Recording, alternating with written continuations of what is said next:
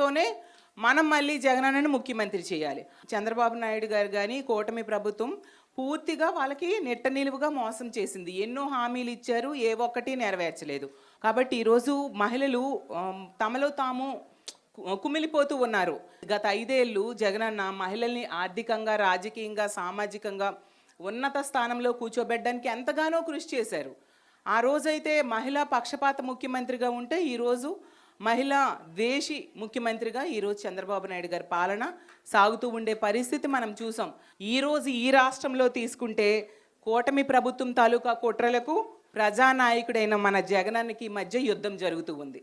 అలాగే చంద్రబాబు నాయుడు గారి వంచనకు జగనన్న విశ్వసనీయతకు మధ్య యుద్ధం జరుగుతూ ఉండే పరిస్థితి.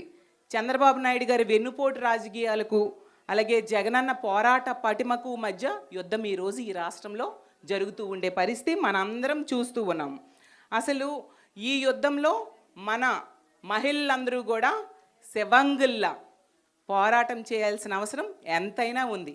జగనన్నకి ఒక సైన్యంలా మారాల్సిన అవసరం మన అందరి మీద ఉందని తెలియజేస్తూ ఉన్నాను. కాబట్టి రానున్న రోజుల్లో జగనన్న పాదయాత్ర